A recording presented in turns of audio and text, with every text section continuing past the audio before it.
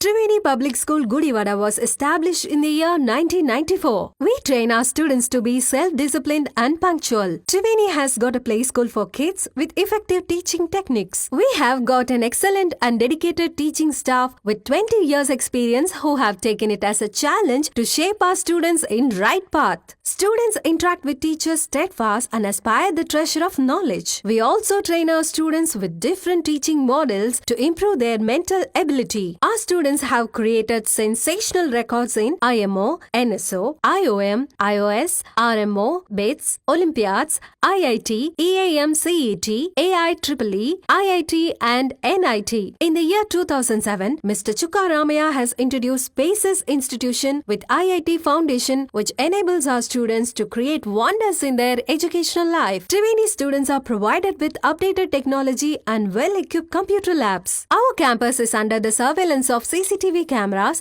and provided lift facility. We have an expert teaching staff who bring out the hidden talents of the students and carve them into the right sculpture. The potentiality of staff has made the students to participate in various sports and games. Hand in hand, they have bagged innumerable prizes which enables the schools to stand in pride. Triveni provides safe and well-networked transport facilities. Your child is our pride. Admissions are open for play school to 10th standard. For admissions, please contact Triveni Public School, Jaganathapuram, Gudivada. Phone 08674 244115 and 98497 96345.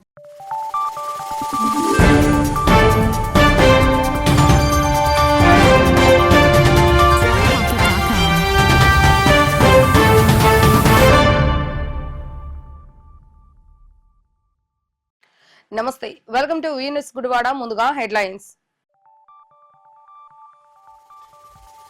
కార్మికుల హక్కుల సాధన కొరకు 20వ తేదీన జరిగే సమ్మెను జయప్రదం చేయాలని కోరిన కార్మిక సంఘ నాయకులు ప్రభుత్వం తమ సమస్యలను ఆలకించకపోతే నిరసన కార్యక్రమాలు మరింత ఉధృతం చేస్తామంటూ హెచ్చరిక.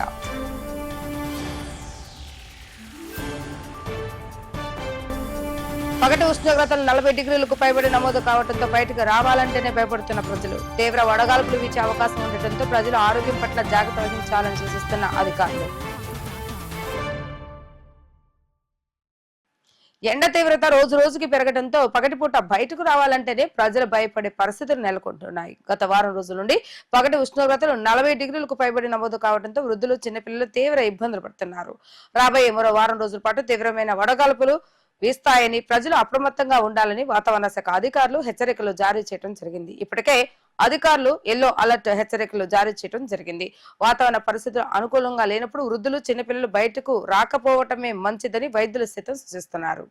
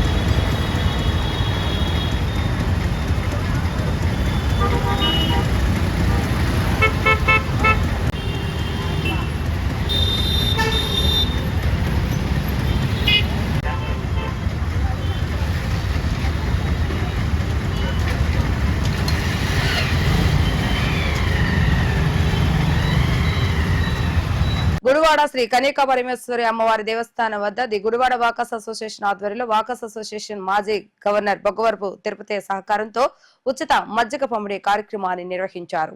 ది గుడివాడ వాకర్స్ అసోసియేషన్ ఆధ్వర్యంలో గడిచిన 14 రోజులుగా పట్టణ వ్యాప్తంగా వివిధ ప్రాంతాల్లో దాతల సహకారంతో మజ్జిగ పంపిణీ నిర్వహిస్తున్నట్లుగా క్లబ్ అధ్యక్షుడు సత్యనారాయణ అన్నారు. ఈ కార్యక్రమంలో club treasurer Mohan Rao, Mahankali Shekhar, RK తదితరులు పాల్గొన్నారు.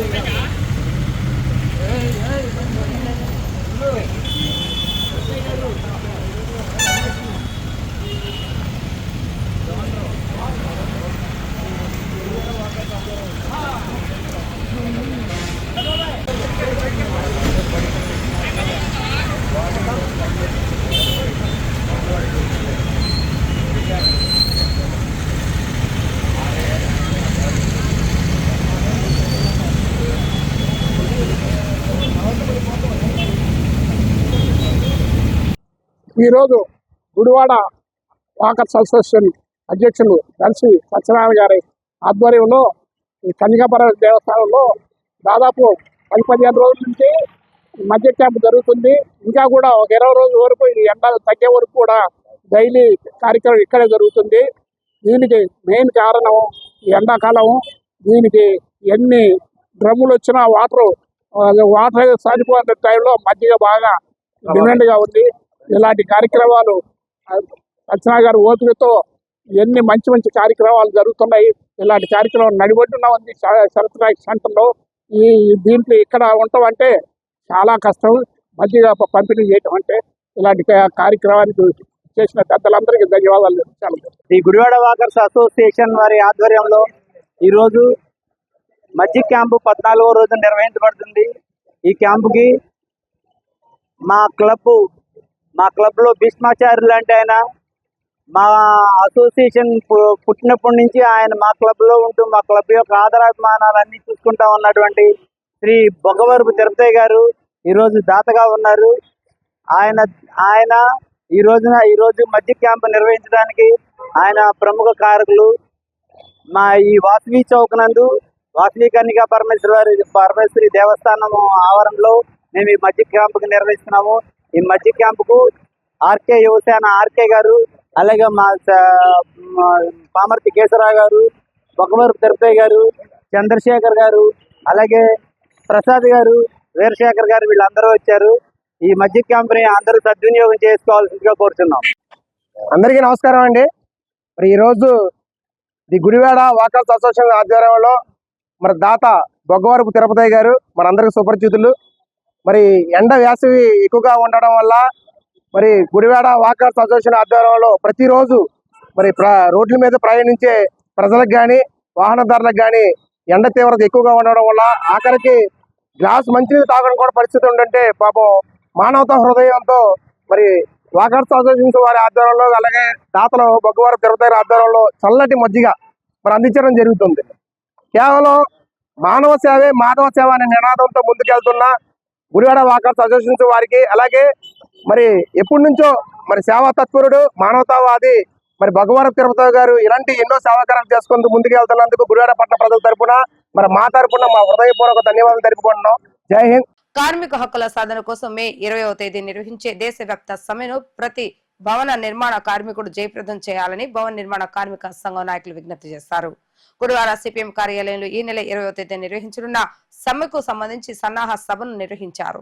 కేంద్ర ప్రభుత్వం ప్రవేశపెట్టిన లేబర్ కోడ్లను రద్దు చేయాలని డిమాండ్ చేస్తూ నిర్వహించే సమ్మెను ప్రతి ఒక్కరూ జయప్రదం చేయాలని కార్మిక సంఘం నాయకులు విజ్ఞప్తి చేశారు. ఈ కార్యక్రమంలో గుడివాడ నియోజకవర్గ భవన నిర్మాణ కార్మికుల సంఘం నాయకులు తెలిపారు. రాష్ట్ర వ్యాప్తంగా 9 కార్మిక సంఘాలు దేశవ్యాప్త సమ్మె నిర్వహించుకోవడం జరిగింది. ఇప్పటి వరకు కూడా కార్మికుల యొక్క సమస్యల మీద నిరసన కార్యక్రమాలు కానీ, మంత్రుల ఇల్లులు కానీ, సీఎం క్యాంప్ ఆఫీసులు కానీ అన్నీ ముట్టడించిన కార్మికుల గురించి ప్రభుత్వాలు ఎలాంటి స్పందన లేకుండా ఉండడం జరుగుతుంది. కార్మిక సంఘాలకి సంబంధించిన సమస్యల పరిష్కారం కాని టైంలో కార్మిక వర్గాలన్నీ కలిసి దేశవ్యాప్తంగా సమ్మెలు ఏర్పాటు చేసుకుంటూ జరుగుతాయి. ఇది సంవత్సరానికి ఒకసారి ఏర్పాటు చేసుకుంటూ ఉంటారు. కార్మికులు అనేక ఇబ్బందులు పడే పరిస్థితికి వచ్చి అనారోగ్యంతో గురయ్యి, అలాగే మనశ్శాంతి లేని పరిస్థితుల్లో చనిపోయే పరిస్థితి కూడా ఈ రోజున ఉండడం జరుగుతుంది. కార్మికులకి పనులు లేక ఇబ్బందులు పడతా ఆలోచనల వల్ల కూడా చనిపోయే పరిస్థితి ఈ రోజున ఉంది. కానీ కార్మికుల్ని ప్రభుత్వాలు ఏమాత్రం కూడా స్పందించట్లేదు. కాబట్టి ఇప్పటికీ 6 సంవత్సరాల నుండి కూడా కార్మికులు ఎవరో కూడా బాగున్న పరిస్థితుల్లో లేదు. ఇవన్నీ గుర్తించుకొని మన కృష్ణా జిల్లా భవన నిర్మాణ కార్మిక సంఘం నుండి కూడా మనకి రాష్ట్ర వ్యాప్తంగా భవన నిర్మాణ కార్మికులు సమ్మెలో పాల్గొని మన సంక్షేమ బోర్డు ఏదైతే ఆపజేశారో అది అమలు చేయాలని చెప్పి, అలాగే 12-14 మెమో రద్దు చేసి మన పెండింగ్లో ఉన్న క్లెయిములు అన్నీ అమలు చేయాలని చెప్పి ఈ రోజున మన ప్రతి ఒక్క భవన నిర్మాణ కార్మికుడు కూడా మే 20వ తారీఖు జరిగే దేశవ్యాప్త సమ్మెలో ప్రతి ఒక్కరు కూడా ర్యాలీగా బయలుదేరి మన సమస్యని ప్రభుత్వాలకి నిరసనగా తెలియపరచాలని చెప్పి ఈ సందర్భంగా తెలియపరచుకుంటూ, అట్లాగే మన గుడివాడ పట్టణంలో ఉన్న అన్ని కార్మిక సంఘాలు కలిపి ఈ రోజున భవన నిర్మాణంలో ఉన్న 32 రకాల పనులకు సంబంధించిన కార్మిక వర్గం, కార్మిక నాయకులు ఈ రోజున పాల్గొని ఈ సమావేశాన్ని ఏర్పాటు చేసుకొని మన కార్మికులందరూ కూడా 20వ తారీఖున ఏకమయ్యి ప్రతి ఒక్కరు కూడా ఇది మన సమస్య అని ప్రతి ఒక్క కార్మికుడు కూడా కదలాలని చెప్పి ఈ సందర్భంగా తెలియపరుచుకుంటాం. గతంలో ఏప్రిల్ 24వ తారీఖున కార్మిక చట్టాలు రద్దు చేయడం గురించి నిరసనగా బందరు కలెక్టరేట్ ముట్టడి చేశాం. ఆ రోజునే దేశవ్యాప్తంగా మే 20వ తారీఖున కార్మిక లోకం అంతా కూడా నిరసన వ్యక్తపరచాలనే ఉద్దేశంతో మే 20వ తారీఖున నిర్ణయించడం జరిగింది. ఈ కార్మిక లోకం ప్రతి ఒక్క కార్మికుడు, భవన నిర్మాణ కార్మికులు కానీ, ప్రతి ఒక్క కార్మికుడు, అమాలీలు కానీ ప్రతి ఒక్కరు కూడా ఈ యొక్క భవన నిర్మాణ సంక్షేమ బోర్డులోకి వస్తారు. కాబట్టి దాన్ని గత ప్రభుత్వం నిర్వీర్యం చేసింది. ఇప్పుడు వచ్చినటువంటి కొత్తగా వచ్చిన ప్రభుత్వం కూడా దాన్ని నిర్లక్ష్యం చేస్తూ ఏమాత్రం కూడా కార్మికుల యొక్క బాధలను పట్టించుకొని స్పందించినటువంటి నాయకుడు కానీ ప్రభుత్వం కానీ ఏ ఒక్కరు కూడా లేరు. కాబట్టి తప్పనిసరిగా ఈ యొక్క సమ్మెలో ప్రతి ఒక్క కార్మికుడు బాధ్యతగా ఆ రోజు పనులు ఆఫ్ చేసి మే 20వ తారీఖున ప్రతి ఒక్కరు కూడా అసంఘటిత కార్మికులందరూ కూడా రోడ్డెక్కి మన యొక్క నిరసన ప్రభుత్వ అధికారులకి, నాయకులకు, ప్రభుత్వానికి తెలియచేయవలసిందిగా ప్రతి ఒక్కరు పాల్గొనాలని తెలియజేస్తున్నాం. ఏ ఒక్క ప్రభుత్వం వచ్చినా కానీ పేర్లు మారుతున్నాయి, వ్యక్తులు మారుతున్నారు, కానీ కార్మికుల యొక్క ఓట్లు కోసం వారి ప్రతిపక్షంలో ఉన్నప్పుడు ఇది హేయమైన చర్య, మేము అధికారంలో రాగానే తప్పనిసరిగా మేము మీ యొక్క హక్కుల్ని కొనసాగిస్తాము అని హామీ వస్తున్నారు. అధికారంలోకి వచ్చిన తర్వాత అధికారంతో వాళ్ళు కళ్ళు మూసుకుపోయి కార్మికుల యొక్క కష్టాలని కనుగోలేని దుస్థితిలో ఉంటున్నారు. కాబట్టి వారి యొక్క మొద్దునితరాన్ని మేల్కొల్పాలంటే నిరసన కార్యక్రమాలు చేసి మన యొక్క బాధల ఆవేదనని ప్రపంచానికి తెలియజేయాల్సిందిగా ప్రతి ఒక్క కార్మికుడికి కోరుతున్నాం. ఆ రోజున బిల్డింగ్ యాజమానులు కూడా సహకరించాలి ఆ రోజు పనులు ఆపడానికి. ఎందుకంటే మీరు చెస్ కడుతున్నారు, కార్మికులకి సంక్షేమం కోసం మీరు చెస్ కడుతున్నారు, కానీ ఆ కార్మికుల యొక్క ఎంగిలి మెతుకులు కూడా ఆశపడి యొక్క ప్రభుత్వ అధికారులు కానివ్వండి, నాయకులు కానివ్వండి, కార్మికులకు రావాల్సినటువంటి సంక్షేమ పథకాలకి వాడాల్సినటువంటి డబ్బులు కూడా వారు వేరువేరు వాటికి వాడుకుంటూ వారు తీసి వాటిని ఉపయోగించుకునేటువంటి దుస్థితి, దుస్సాహసానికి వాళ్ళు చేయడం జరుగుతుంది. కాబట్టి ఆ రోజు పని ఆపడానికి ప్రతి ఒక్కరు సహకరించండి. ప్రతి ఒక్క కార్మికుడు ఈ యొక్క నిరసన కార్యక్రమంలో పాల్గొని మన యొక్క బాధలు, ఆవేదన ప్రతి ఒక్కరికి తెలియజేయాలని ప్రతి ఒక్కరికి సభాముఖంగా తెలియజేయడం జరుగుతుంది. మే 20వ తారీఖున సమ్మె కార్యక్రమం తలపరిచారు. మరి రైతాంగం కానీ రైతులు చాలా ఈ వ్యవసాయంలో నష్టపోయి చాలామంది ఇబ్బందులు పడుతున్నారు. మరి ప్రకృతి ద్వారా నష్టపోతున్నారు. ఆ కృష్ణ వేసిన పండి ఏంటంటే దానికి గిట్టుబడి ధర లేక చాలా అప్పుల పాలైపోయి పురుగుల మంది చేసుకుని చనిపోయే పరిస్థితి ఉంది రైతులు. మరి గవర్నమెంట్ని ఈ రైతులందరూ ఏం కోరుకుంటున్నారంటే ఒక ధర చట్టం చేయాలి. మనకి ప్రతి దాంట్లో చట్టం చేస్తుంటే మనకి రైతుకి గిట్టుబడి ధర వస్తుంది, రైతు బాగుంటాడు, రైతు బాగుంటే దేశం బాగుంటుంది. అట్లా అని రైతులందరూ కోరుకుంటున్నారు. ఇది దేశవ్యాప్తంగా రైతు సమ్మె జరుగుతుంది. ఈ రైతు సమ్మెకి భారతదేశం మొత్తం అందరూ సహకరించి ఈ సమ్మెని జయప్రదం చేయాల్సిందిగా కోరుతున్నాం. అట్లాగే భవన నిర్మాణ కార్మికులు కూడా సంక్షేమ బోర్డు నుంచి కూడా గవర్నమెంట్ ఏం పట్టించుకోవట్లా.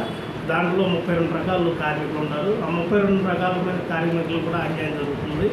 దీని మూలంగా కార్మికులు చాలా ఇబ్బందులు పడి చాలా అరిచాట్లు పడుతున్నారు.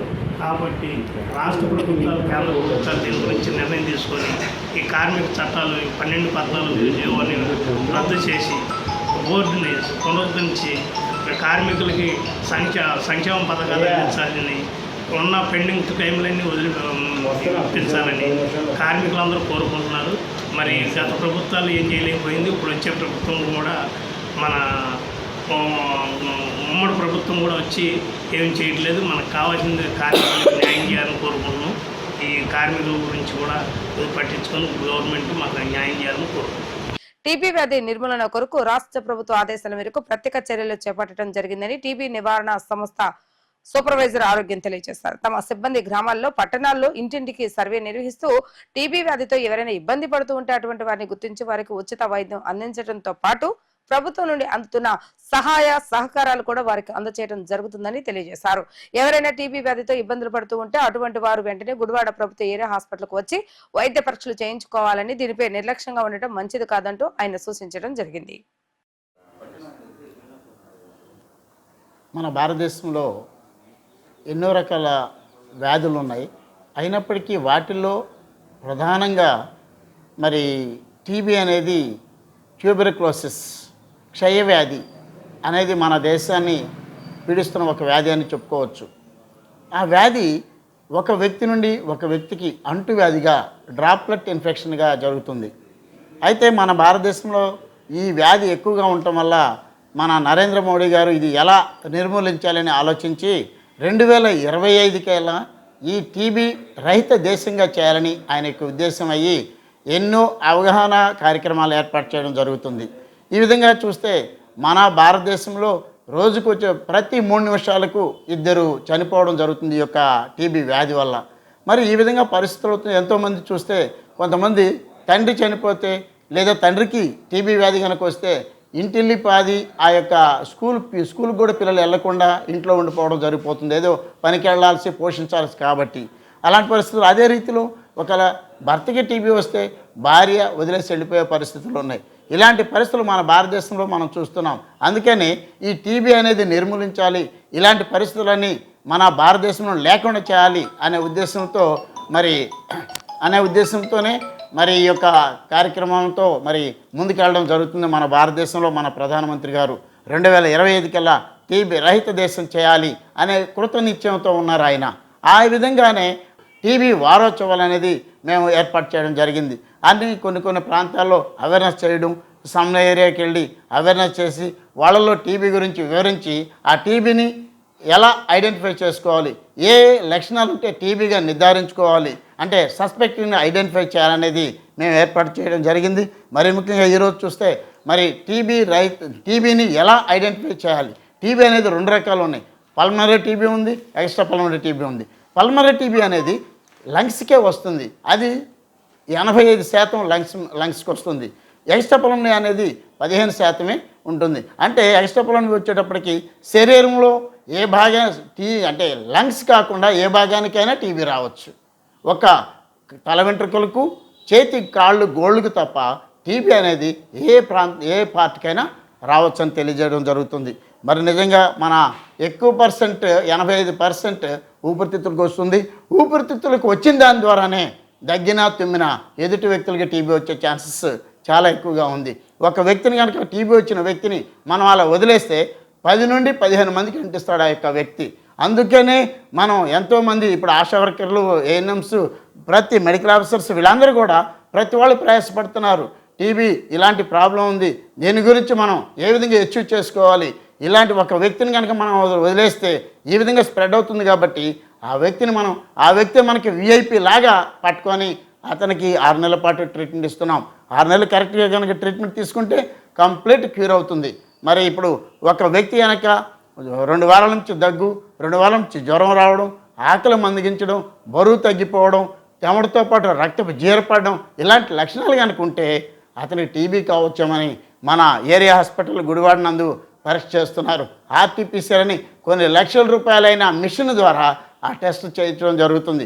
ఎప్పుడైతే దానిలో టీబీ కన్ఫర్మ్ అయిందని కనుక వస్తే అతనికి 6 నెలల పాటు ట్రీట్మెంట్ చేయడం జరుగుతుంది.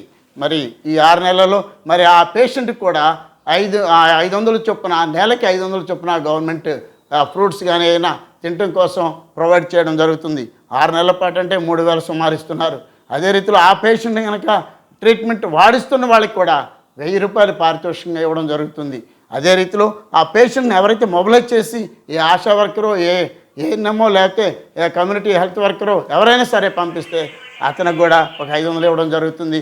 మరి యొక్క విషయాలను దృష్టిలో పెట్టి బాల కార్మికుల చట్టాన్ని ఉల్లంఘిస్తూ ఎవరైనా 18 సంవత్సరాలలోపు చిన్నపిల్లల చేత షాపింగ్ మాల్స్ లో కానీ, దుకాణాలలో కానీ, ఇళ్లలో కానీ పని చేపిస్తే అటువంటి వారిపై చట్టపరమైన చర్యలు తీసుకోవడం జరుగుతుందని అసిస్టెంట్ లేబర్ ఆఫీసర్ బిందు హెచ్చరించారు. ఎవరైనా బాల కార్మికుల చేత పనిచేస్తున్నట్లుగా తెలిస్తే అటువంటి సమాచారం వెంటనే తమకు అందజేయాలని ఆమె సూచించడం జరిగింది. 18 సంవత్సరాలలోపు పిల్లల్ని ఎవరిని ఉద్యోగంలో పెట్టుకోకండి. ఒకవేళ ఇళ్లలో కూడా పని చేయించుకోకూడదు. చిన్న ఆడపిల్లల చేతన మగ పిల్లల చేతన 18 సంవత్సరాల పిల్లలతో ఇంటి దగ్గర కానీ దుకాణాలు కానీ పని చేయించుకోకూడదు. అంటే బాల కార్మికులు అంటే 15 సంవత్సరాలు కనీస వేతనాల చట్టం కింద మీ మీద కేసు రాసి మిమ్మల్ని కోర్టుకి హాజరుపరిచే అవకాశం ఉంది. అంటే ఇది హెచ్చరిక కాదండి, మీకు తెలియజేయడం కోసం ఒక స్నేహపూరితమైన వాతావరణంతో మీకు చెప్తున్నాను. మీరు దయచేసి ఎవరు చిన్నపిల్లల్ని ఇళ్లలో కానీ దుకాణాల్లో కానీ పెట్టుకోవద్దు. ఒకవేళ ప్రమాదకరమైన సంస్థలు అంటే హోటల్స్, బేకరీసు, ఫ్యాక్టరీసు అలా ఇళ్లలో పెట్టుకుంటే దాన్ని హజారస్ అంటే ప్రమాదకరమైన సంస్థల కింద గుర్తించి మీకు ప్రభుత్వం వారు అంటే కార్మిక శాఖ వారు 25,000 మీకు ఫైన్ వేస్తారు. తర్వాత సివిల్ కోర్ట్స్ అందు మీ మీద కేసు వేస్తారు. మీరు ఒకవేళ గవర్నమెంట్ ఎంప్లాయీస్ కనుక ఉంటే కనుక మీ ఉద్యోగులు కూడా సస్పెండ్ చేస్తారు. కాబట్టి దయచేసి చిన్నపిల్లల్ని పెట్టుకోవద్దు. మీరు ఫైన్ కట్టవలసి వస్తుంది, జైలు చుట్టూ తిరగవలసి వస్తుంది. కాబట్టి పెట్టుకోవద్దు. అలాగే దుకాణాలు పనిచేసే పెద్ద కార్మికులు అంటే పెద్ద వర్కర్లు 17, 18 దాటిన వాళ్ళు ఆడవాళ్ళైనా మగవాళ్ళైనా ఒకే రకమైన జీతం ఇవ్వాలి వాళ్ళకి.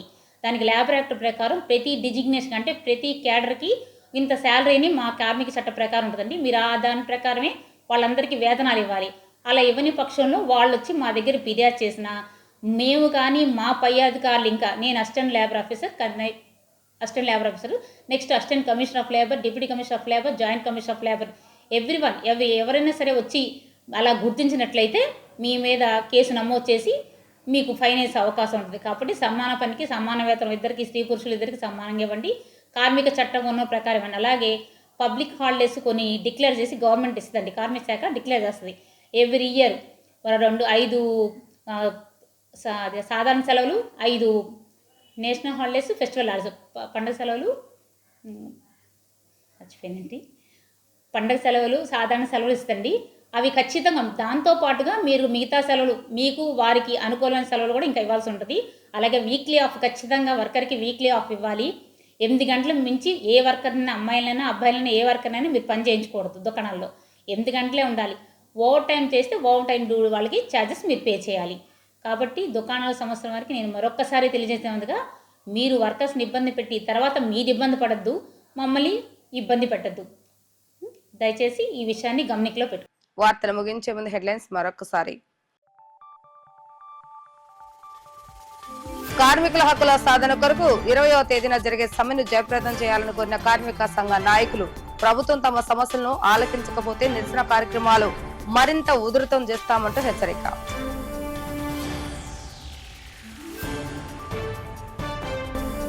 పగటి ఉష్ణోగ్రతలు 40 డిగ్రీలకు పైబడి నమోదు కావడంతో బయటకు రావాలంటేనే భయపడుతున్న ప్రజలు. తీవ్ర వడగాల్పులు వీచే అవకాశం ఉండటంతో ప్రజలు ఆరోగ్యం పట్ల జాగ్రత్త వహించాలని సూచిస్తున్న అధికారులు. ఇవి రోజు వార్తా విశేషాలు. మరలా తిరిగి రేపు వీటీవీ న్యూస్ లో కలుద్దాం. అప్పటి వరకు చూస్తూనే ఉండండి వీటీవీ న్యూస్ గుడివాడ.